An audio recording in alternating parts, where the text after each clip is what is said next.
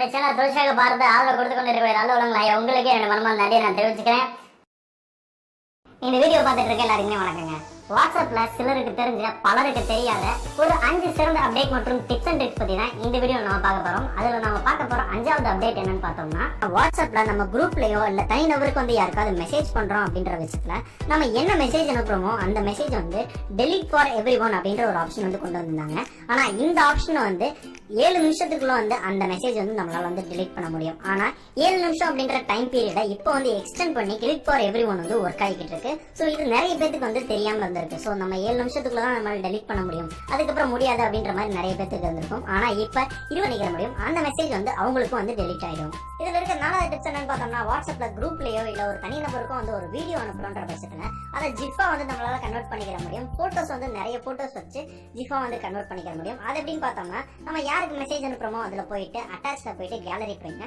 So கேலரியில போயிட்டு உங்களோட வீடியோவோ அல்லது போட்டோவோ வந்து செலக்ட் பண்ணிக்கணும். சோ எக்ஸாம்பிளுக்கு நான் ஒரு வீடியோ சூஸ் பண்றேன். சோ இந்த வீடியோ எப்படி ஜிஃபா அனுப்புறது அப்படின்னு பார்த்தோம்னா, ஒரு 7 செகண்டுக்குள்ள இந்த வீடியோ வந்து கன்வெர்ட் பண்ணோம் அப்படின்ற பட்சத்துல இந்த சைட்ல வந்து வீடியோ சிம்பிள் கட்டும், இந்த சைட்ல ஜிப் சிம்பிள் கட்டும். இப்போ இந்த மாதிரி ஒரு வீடியோ ஒரு போட்டோ வந்து ஒரு 7 செகண்ட்குள்ள வைக்கிறப்ப ஜிப்பா வந்து கன்வெர்ட் பண்ணிக்கிற முடியும். போட்டோ செலக்ட் பண்றப்ப ஒரு 7 இல்ல 8 போட்டோ வந்து நம்ம செலக்ட் பண்றோம் அப்படின்னா ஜிப்பா வந்து ஈஸியா வந்து கன்வெர்ட் பண்ணிடலாம். அதை வந்து ஸ்டேட்டஸா வைக்கலாம், இல்ல குறிப்பிட்ட நம்பருக்கு அனுப்பணும் அப்படின்னா கூட அதையும் அனுப்பலாம். அது போக வாட்ஸ்அப்ல இருக்க 3வது அப்டேட் என்னன்னு பார்த்தோம்னா, குறிப்பிட்ட யாருக்காவது போட்டோ அனுப்புறோம் இல்ல ஸ்டேட்டஸ்ல போட்டோ வைக்கிறோம் அப்படின்ற பட்சத்துல நம்மளோட போட்டோ வந்து ஃபில்டர்ஸ் யூஸ் பண்ணிக்கிற முடியும். அது எப்படின்னு பார்த்தோம்னா, ஜஸ்ட் இந்த போட்டோவை ஸ்வைப் பண்ணும்போது கீழே பாத்தீங்கன்னா நிறைய ஃபில்டர்ஸ் இருக்கும். ஸோ இந்த ஃபில்டர்ஸ்லாம் யூஸ் பண்ணி நம்மளோட போட்டோ வந்து கொஞ்சம் கலர் கரெக்ஷன் பண்ணி நம்மளால வந்து போட்டோஸ் வந்து ஸ்டேட்டஸா வைக்க முடியும். இந்த போட்டோஸை யாருக்காவது அனுப்பணும் அப்படின்னு கூட அனுப்பிச்சிடலாம். வாட்ஸ்அப்ல இருக்க 2வது ட்ரிக் என்னன்னு பார்த்தோம்னா, நம்ம அனுப்புற மெசேஜோட ஃபாண்ட் வந்து நம்மளால சேஞ்ச் பண்ண முடியும்.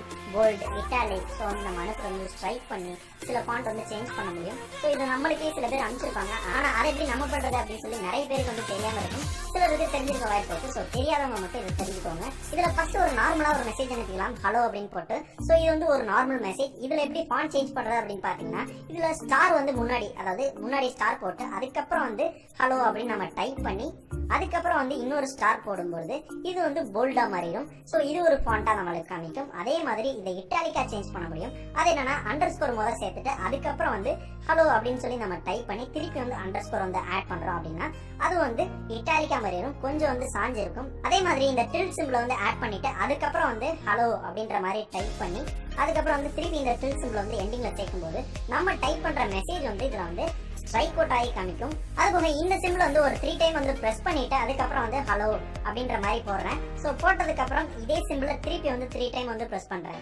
பிரஸ் பண்ணோம் அப்படின்னா இதோட ஃபாண்ட் வந்து சேஞ்ச் ஆயிடும். சோ இந்த மாதிரி நீங்க அனுப்புற மெசேஜோட ஃபாண்ட் வந்து உங்களால ஈஸியா வந்து சேஞ்ச் பண்ணிக்க முடியும். அண்ட் கடைசியா ஃபர்ஸ்ட் இருக்க அப்டேட் என்னன்னு பார்த்தோம்னா, முக்கியமான ஒரு அப்டேட் இப்ப லேட்டஸ்டா கொண்டு வந்தாங்க. சோ வாய்ஸ் மெசேஜ் இதுவரை யாருக்காவது நம்ம சென்ட் பண்றோம் அப்படின்னா நம்ம பிரஸ் பண்ணிக்கிட்டே தான் சென்ட் பண்ணணும். சோ இப்போ என்னன்னு பாத்தீங்கன்னா, அதை பிரஸ் பண்ணிட்டு ஜஸ்ட் மேல ஸ்வைப் பண்ணும்போது அது லாக் ஆயிடும். சோ லாக் ஆனதுக்கு அப்புறம் நம்ம எவ்வளவு நேரம்னாலும் வாய்ஸ் பண்ணிட்டு அதுக்கப்புறம் ஜஸ்ட் சென்ட் அப்படின்னு கொடுத்தோம்னா இந்த வாய்ஸ் மெசேஜ் வந்து சென்ட் ஆயிடுது. சோ இந்த அப்டேட்னால வாய்ஸ் மெசேஜ் ஆப்ஷனை பிரஸ் பண்ணிட்டே பேசணும் அப்படின்ற அவசியம் கிடையாது. ஜஸ்ட் லாக் பண்ணிட்டு நம்ம பேசிட்டு நம்ம ஈஸியா வந்து சென்ட் பண்ணிக்கலாம். சோ இந்த அப்டேட் ரொம்ப பேருக்கு யூஸ்ஃபுல்லா இருக்கும் அப்படின்னு எனக்கு தோணுது. இந்த வீடியோ பிடிச்சிருந்தா அந்த வீடியோக்கு லைக் கொடுங்க, உங்க ஃப்ரெண்ட்ஸ்க்கு ஷேர் பண்ணுங்க. இது போல இன்னும் ஏகப்பட்ட வீடியோ சமையல் சேனல் உங்களுக்காக காத்துட்டு இருக்கு. அதுக்கு மறக்காம சப்ஸ்கிரைப் செய்யுங்கள். மீண்டும் பயனுள்ள மற்றவர்களை சந்திக்கிறேன். Bye friends.